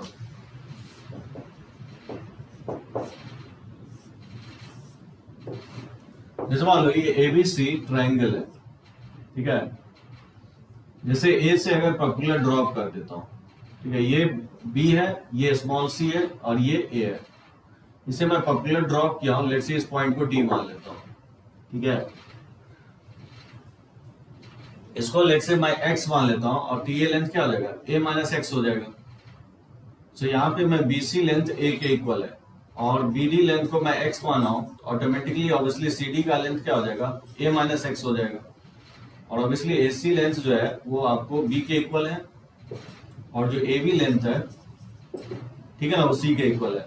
जो भी इसमें पाइथागोरस लगाओगे, इसमें पाइथागोरस लगाओगे तो क्या होगा? 90 डिग्री ये है in triangle A B D में। इस ट्राइंगल में अगर पाइथागोरस लगाओगे तो क्या लिख सकते हो? ए डी स्क्वायर और plus B D square equal to हो जाएगा ए सी स्क्वायर। यहां से A D square equal to हो जाएगा A C square minus B D square. ठीक है ना, तो ए सी का लेंथ क्या है? ए सी का लेंथ सी है, तो ये जगह सी स्क्वायर, और माइनस बी डी का लेंथ एक्स है, सी स्क्वायर माइनस ए स्क्वायर हो जाएगा। ये हो गया ए डी स्क्वायर। फिर से इन ट्राइंगल इस ट्राइंगल में देखो,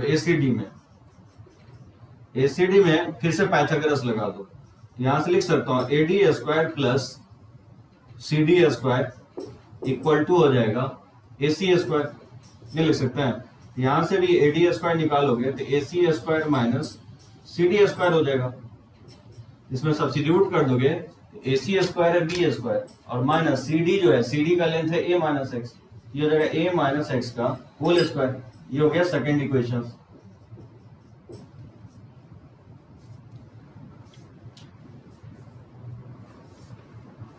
समझे? यहां तक सभी को समझ में आया कैसे किया है?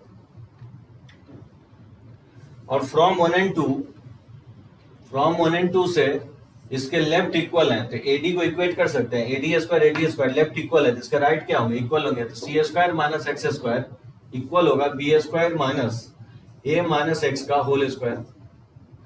ये जगह c square minus x square, और ये जगह बी स्क्वायर, इसके स्क्वायर को ओपन कर दें तो ए स्क्वायर माइनस 2ax, अब प्लस हो जाएगा एक्स स्क्वायर। ये जगह बी स्क्वायर, अब माइनस ए स्क्वायर, ये माइनस माइनस प्लस हो जाएगा 2ax और माइनस एक्स स्क्वायर। ठीक है ना, यहां से एक्स स्क्वायर ये बैलेंस हो जाएगा। यहां से 2ax इक्वल टू निकालोगे, ये इक्वल होगा बी स्क्वायर, सॉरी इसको लेफ्ट साइड लोगे तो c square plus a square minus b square हो जाएगा। समझ में आया सभी तो को यहां तक? सर नीचे नहीं दिख रहा है, नीचे नहीं दिख रहा है।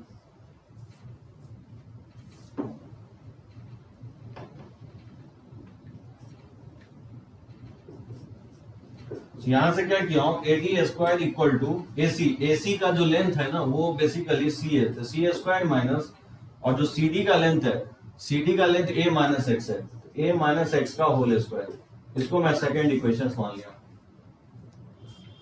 स्वास्तिक दिख रहा है ना? अब इसके लेफ्ट इक्वल है इस इक्वेशंस के, इक्वेशंस 1 और 2 के, इसके राइट को मैं इक्वेट कर दिया हूं, तो राइट हैंड साइड दोनों को इक्वेट कर दिया हूं, ठीक है ना? अब देखो क्या चाहिए आपको, कॉस बी चाहिए ना। अगर कॉस बी चाहिए क्या लिखोगे इस ट्रायंगल में? कॉस बी इक्वल टू क्या होगा इस ट्रायंगल में? इस ट्रायंगल में कॉस बी होगा बेस अपॉन हाइपोटेनस, यानी एक्स बाय सी हो जाएगा, नहीं हो जाएगा?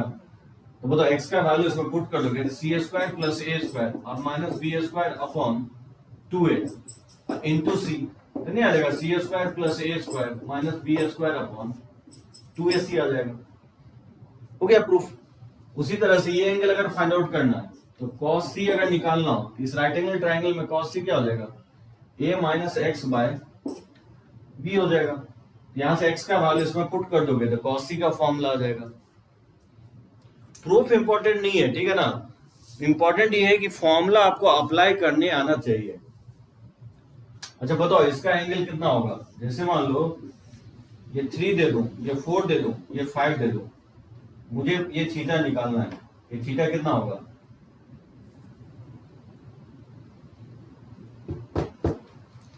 ये लेंथ 3 है, ये लेंथ 4 है और ये लेंथ 5 है, तो मुझे ये एंगल फाइंड आउट करना है थीटा।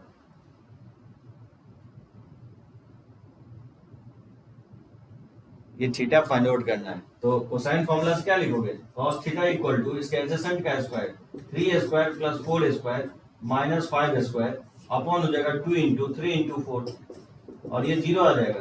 तो cos 0 0 पे नहीं होता है साहिल, थीटा क्या होगा? 90 डिग्री आ जाएगा। cos theta 0, theta equal to 90 पे होता है, तो ये राइट एंगल ट्राइंगल होगा।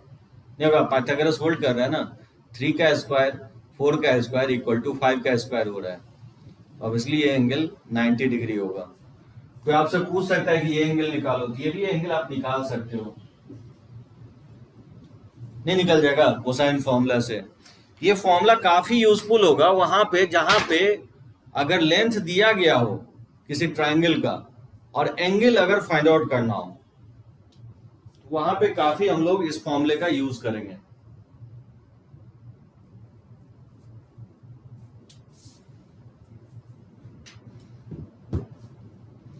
चलो इसको रब करते हैं।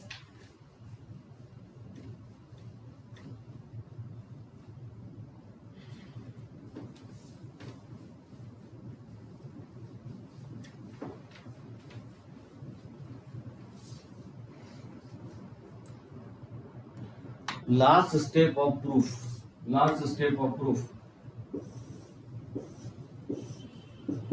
ये x था, ये ए बी सी था, ये बेसिकली ए था, ये बी था, ये सी था। इस राइट एंगल ट्रायंगल में cos ये बी निकाला हूं। cos बी क्या होता है? ये बेसिकली बेस अपॉन हाइपोटेनस होता है x बाय सी, और x का वैल्यू पुट कर दिया था स्वास्तिक, x का वैल्यू पुट कर दिया हूं तो cos बी आ जाएगा। उसी तरह से ये एंगल ये बेसिकली a बाई एक्स हो जाएगा, तो यहां से cos c निकालोगे ना, ये बेस अपॉन हाइपोटेनस हो जाएगा, और वहां से x का वैल्यू इसमें पुट कर दोगे और x का वैल्यू इसमें पुट कर दोगे तो यहाँ से cos b आ जाएगा और यहाँ से cos c आ जाएगा। उसी तरह से अगर हम b से पर्टिकुलर ड्रॉप किए रहते तो फिर cos a निकल जाता, यहाँ से cos a नहीं निकाल सकते हो। जैसे हम लोग a से पर्टिकुलर ड्रॉप किए हैं तो cos b cos c आया, उसी तरह से अगर हम b से पर्टिकुलर ड्रॉप किए रहते तो cos a cos c निकलता, ठीक है ना स्वास्तिक? तो सारा फॉर्मूला प्रूफ नहीं किया, मैं 2 ही किया हूँ, cos b cos c proof किया हूँ। नहीं आज डीपीपी नहीं मिलेगा, क्योंकि जो है ना आज मैं बहुत प्योर बेसिक चीज सब बताया हूं, अभी तो मैं डिस्टेंस फॉर्मूला में ही हूं। तो देखते हैं, आपको अगर रहता है तो मैं दे दूंगा, ठीक है ना?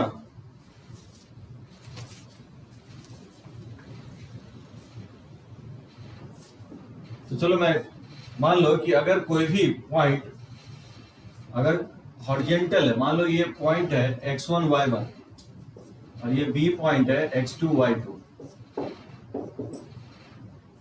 if the line AB is parallel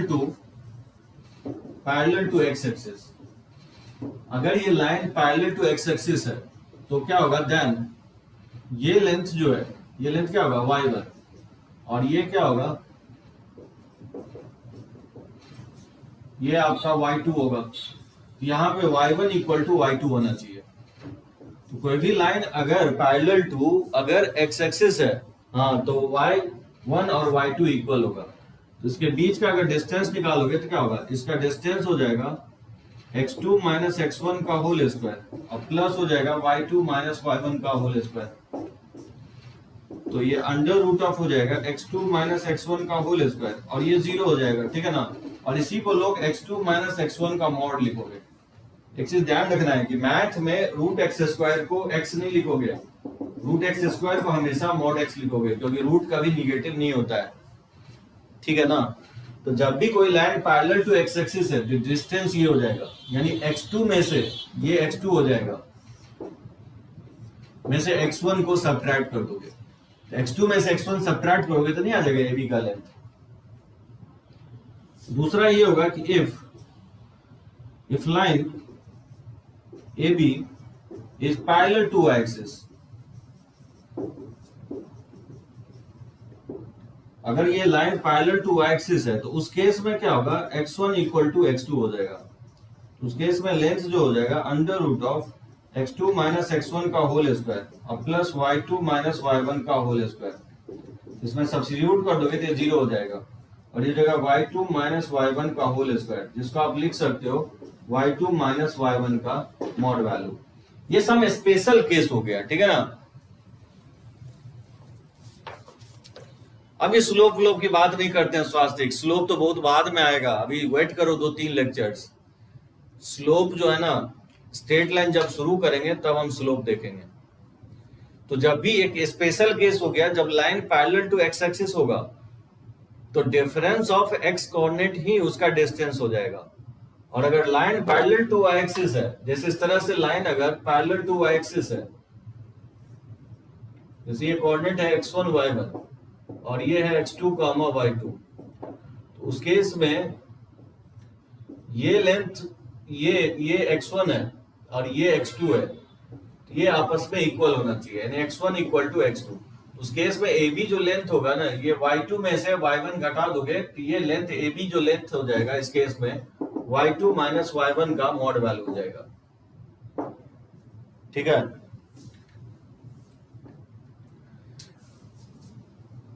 एक आपको और भी इंपॉर्टेंट जो है ना इन्फ्रेंस मैं निकालना चाहता हूं कि जैसे मान लो कि ये डिस्टेंस, ये तीसरा पॉइंट मैं दे रहा हूं, अगर ऑरिजिन से डिस्टेंस अगर फाइंड आउट करना हो किसी पॉइंट का, ये मान लो P है x, y और बोलता है कि OP का डिस्टेंस क्या होगा। OP का डिस्टेंस होगा under root of X square plus Y square. ये भी बोल सकते हो डिस्टेंस फॉर्मूला यूज हो रहा है, बोलोगे कैसे, इसको नहीं लिख सकते हैं x माइनस 0 का होल स्क्वायर और प्लस y माइनस 0 का होल स्क्वायर, तो नहीं आ जाएगा इसके इक्वल, under root of X square plus Y square के इक्वल आ जाएगा। ये कुछ सम स्पेशल केस होगा डिस्टेंस फॉर्मूला जब हम अप्लाई करेंगे, जब line parallel to X axis होगा, वाई एक्सिस होगा, या अगर ऑरिजिन से डिस्टेंस निकालना हो किसी पॉइंट का, तो ये सब फॉर्मूला आप यूज कर सकते हो।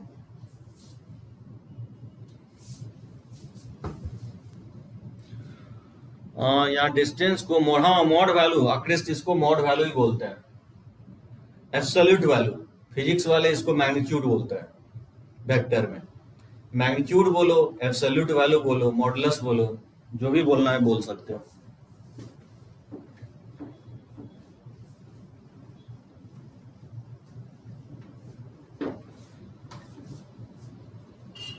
देखो फोर्थ पॉइंट, मान लो एक पॉइंट ये है x1 y1 है, ठीक है, और ये Q है, आपको एक पॉइंट है x2 y2 है, और इसके बीच का डिस्टेंस अगर ये थीटा दिया गया हो, ठीक है, इसके बीच का एंगल थीटा है, तो मुझे रिलेशन चाहिए OP O Q O R में। तो मुझे प्रूफ करना है, देखो ओपी का लेंथ यहाँ क्या होगा, डिस्टेंस फॉर्मूला सा ओपी का लेंथ हो जाएगा under root of x1 square plus y1 square. OQ का लेंथ क्या होगा, x2 square plus y2 square. और pq का लेंथ क्या होगा, pq का लेंथ हो जाएगा under root of x1 minus x2 का होल स्क्वायर और प्लस y1 माइनस y2 का होल स्क्वायर। अच्छा, इससे कोई फर्क नहीं पड़ता है कि x1 माइनस x2 लिखो या x2 माइनस x1, क्योंकि परफेक्ट स्क्वायर है ना, इससे कोई फर्क नहीं पड़ेगा। तो देखो इसमें आप अप्लाई कर सकते हो कोसाइन फॉर्मूला। तो cosine formula, so applying cosine formula, तो बताओ क्या होगा, इस कॉस थीटा को निकालना चाहोगे तो कॉस थीटा क्या लिखेंगे, इसके एडजेसेंट का स्क्वायर यानी OP square plus OQ square और माइनस पीक्यू का स्क्वायर, और अपॉन हो जाएगा twice times of OP into OQ. ये सभी लोगों को समझ में आया, ये कैसे हम लिखे हैं, ये कोसाइन फॉर्मूला सभी लोगों को समझ में आया। कॉस थीटा इक्वल टू जगह OP square plus OQ square minus of इसके अपोजिट साइड का स्क्वायर का minus upon twice times of OP into OQ, ठीक है ना। इसको अगर क्रॉस मल्टीप्लाई कर दोगे तो कॉस थीटा इनटू हो जाएगा 2OP into OQ equal to हो जाएगा OP square plus OQ square और माइनस हो जाएगा PQ स्क्वायर।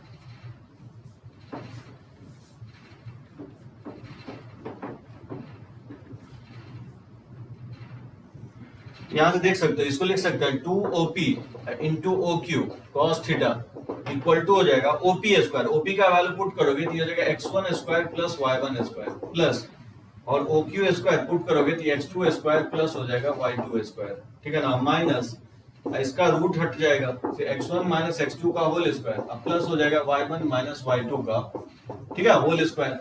ये हो जाएगा 2OP into OQ cos theta equal to हो जाएगा x1 square plus y1 square plus x2 square plus y2 square और माइनस हो जाएगा x1 माइनस x2 का होल स्क्वायर, और ये माइनस प्लस माइनस हो जाएगा y1 माइनस y2 का होल स्क्वायर, ठीक है ना। ब्रैकेट को ओपन कर दिया, x1 square plus y1 square और प्लस हो जाएगा x2 square plus y2 square, और ये माइनस हो जाएगा x1 स्क्वायर और माइनस हो जाएगा x2 स्क्वायर, और ये माइनस माइनस प्लस हो जाएगा 2x1 x2 और प्लस ये माइनस साइन के साथ हो जाएगा y1 square minus y2 square, और ये माइनस माइनस प्लस हो जाएगा 2y1 y2। समझे, इससे बहुत सारा टर्म आपस में बैलेंस हो जाएगा। ये x2 स्क्वायर से x2 स्क्वायर कट जाएगा, y1 स्क्वायर से y1 स्क्वायर कट जाएगा और y2 स्क्वायर से y2 स्क्वायर। तो देखोगे 2OP into OQ cos theta ये इक्वल आ जाएगा 2, अगर इसमें कॉमन ले लोगे तो x1 x2 और प्लस हो जाएगा y1 y2, 2 से दोनों तरफ कैंसिल आउट हो जाएगा, ये आएगा OP इंटू OQ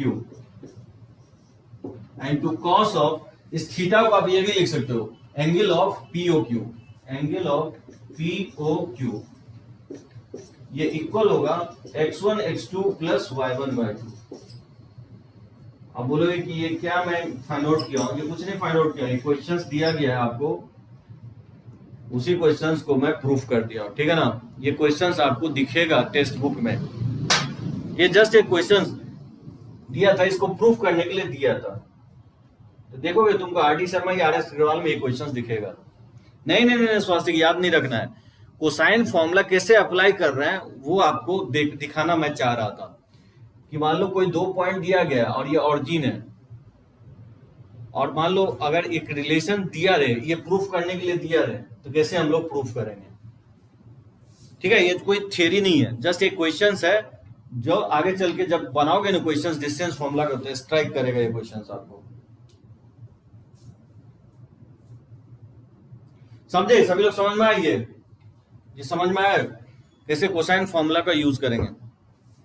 ले क्वेश्चंस ले,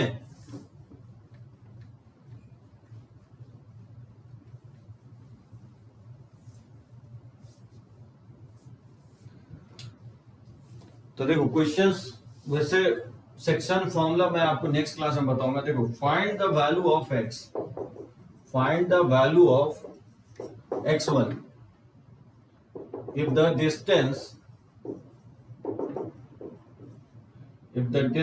between the point x1 comma 2 and 3 comma 4 ठीक है is 8। बताओ, देखता हूं कितने लोग बना पाते हो।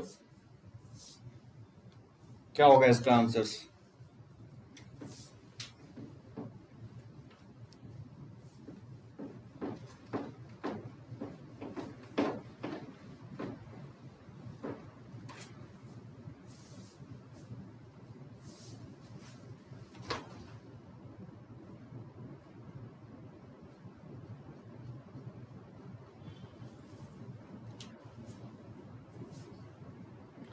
कॉस के जगह साइन रहता राहुल, तो उसको साइन 90 माइनस थीटा लिख देते, कॉस को लिख देते साइन 90 माइनस थीटा।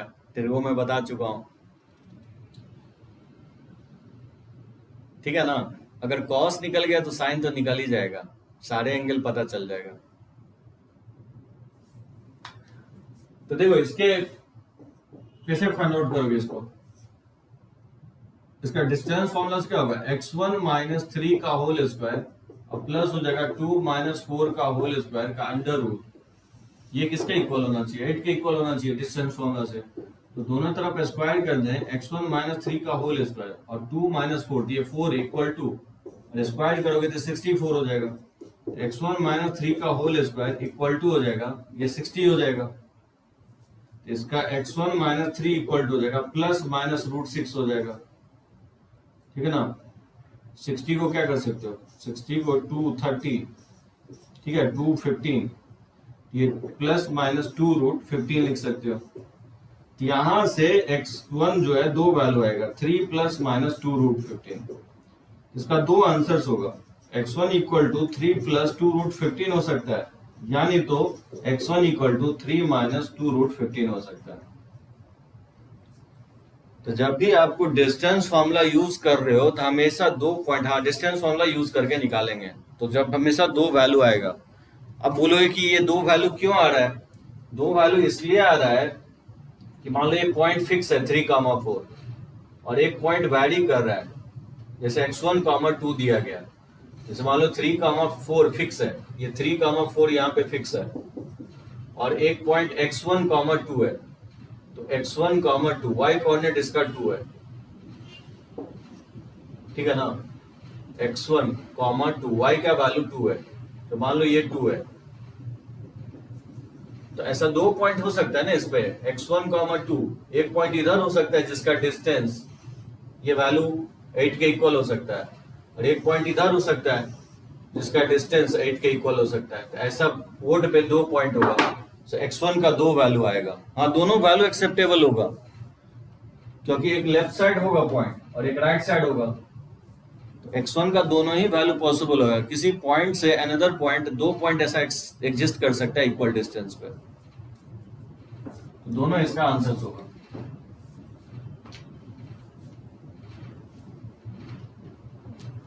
अच्छा, मैं इसका बोल दूं तो कैसे निकालोगे? जैसे फाइंड द डिस्टेंस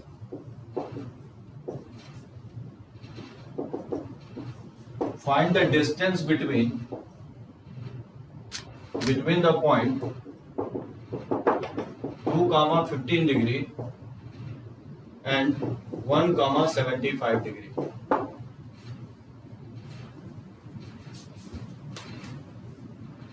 नहीं स्वास्तिक, दोनों लेना है। मैं बताया हूं x और y दोनों निगेटिव भी हो सकता है, तो आंसर्स दोनों ही होगा। ये हम थोड़े बोल रहे हैं कि x और y पॉजिटिव ही हो सकता है, दोनों वैल्यू लेना है। जो x1 इक्वल टू 2 है, जैसे 1 2 3 और 4, 1 2 3 4, ये पॉइंट हो जाएगा आपका 3,4, ठीक है ना। और फिर 3,4 हो गया। x1,2 क्या होगा? ये 2 है, ये y इक्वल टू 2 होगा, ये लाइन y इक्वल टू 2 होगा। एक्स एक्सिस का इक्वेशन क्या होता है? y इक्वल टू 0 होता है। तो y इक्वल टू 2 लाइन पे जो है ना, ये पॉइंट होगा x1,2, ये डिस्टेंस 8 के इक्वल हो सकता है, और एक पॉइंट इधर भी तो हो सकता है x1, 2, जिसका डिस्टेंस ये भी 8 हो सकता है। तो एक इधर होगा पॉइंट और एक इधर पॉइंट होगा। इधर लोगे तो निगेटिव आएगा x1, और इधर लेते हो तो x1 पॉजिटिव आएगा। स्वास्तिक, सो दोनों वैल्यू एक्सेप्टेबल होगा। तो जब भी आप डिस्टेंस फॉर्मूला यूज करोगे तो हमेशा आपको वैल्यू, दो वैल्यू आएगा, तो दोनों वैल्यू लेंगे। अब प्रॉब्लम ये कि इसमें डिस्टेंस फॉर्मूला यूज कैसे करोगे, क्योंकि ये पोलर कोऑर्डिनेट सिस्टम में लिखा हुआ है। तो क्या करोगे, सबसे पोलर से कार्टेशियन फॉर्म में लिखोगे। इसको मैं मान लेता हूं P 2, 15 डिग्री। इसको कार्टेशियन फॉर्म में लिखोगे तो क्या हो जाएगा, r cos theta, r sin theta. यहाँ r का वैल्यू 2 है, और cos 15 डिग्री का वैल्यू होता है √3 + 1/2 √2 होता है। r का वैल्यू 2 है, और sin 15 डिग्री का वैल्यू होता है √3 - 1/2 √2। ठीक है ना। तो 2 से 2 कट जाएगा, तो √3 - 1/2 हो जाएगा, और ये हो जाएगा √3 + 1, और ये √3 - 1/2 हो जाएगा। यहाँ से P का कोऑर्डिनेट आ जाएगा, और Q का कोऑर्डिनेट दे रहा है कि 1, 75। इसको पोलर फॉर्म में लिखोगे तो r cos theta, Cartesian form में लिखोगे तो ये होगा r sin थीटा। तो r का वैल्यू 1 है, और cos 75 डिग्री, तो cos 75 मतलब sin 15 डिग्री। sin 15 डिग्री का वैल्यू होता है √3 - 1/2 √2, और sin 75 का मतलब cos 15 का वैल्यू होता है √3 + 1/2 √2। सो ट्रिगो का फॉर्मूला यूज करेंगे, तो √3 - 1/2 √2, और फिर √3 + 1/2 √2। अब उसके बाद डिस्टेंस निकाल लोगे डिस्टेंस फॉर्मूला यूज करके। तो कंडीशन ये है कि आपको जब भी पोलर पॉइंट दिया है ना, पोलर कोऑर्डिनेट सिस्टम, हाँ, तो उसको कार्टेशियन फॉर्म में चेंज कर लेंगे, और फिर डिस्टेंस फॉर्मूला से आप फाइंड आउट कर सकते हो, बन जाएगा। इसके बाद डिस्टेंस फॉर्मूला यूज करके निकाल लेंगे। तो चलो लेक्चर्स को हम लोग आज यहीं पे कंप्लीट कर रहे हैं। बहुत प्योर बेसिक चीज मैं आज बताया हूं। आगे हम लोग सेक्शन फॉर्मूला और डिस्टेंस फॉर्मूला से रिलेटेड काफी क्वेश्चंस देखेंगे। तो 2-3 लेक्चर्स लगेगा आपको कोऑर्डिनेट ज्योमेट्रीज में। नहीं आंकड़े डायरेक्टली नहीं बन सकता है, क्योंकि पोलर फॉर्म का मैं बताया नहीं है फॉर्मूला। हाँ, √3/2 आएगा, एकदम सही बोल रहे हो श्रेयांश। √3 आएगा, √3/2 नहीं आएगा, √3 आएगा शायद, ठीक है, √3 इसका आंसर आएगा। ये डिस्टेंस फॉर्मूला से फाइंड आउट करोगे तो PQ का लेंथ देखना, √3 आएगा। डिस्टेंस फॉर्मूला यूज करना। तो पोलर कोऑर्डिनेट सिस्टम में ऐसा कोई फॉर्मूला नहीं बता रहा हूँ, ठीक है ना। इसको कार्टेशियन में चेंज कर लोगे और फिर डिस्टेंस फॉर्मूला लगाओगे। तो चलो लेक्चर्स को हम लोग यहीं पे एंड अप कर रहे हैं।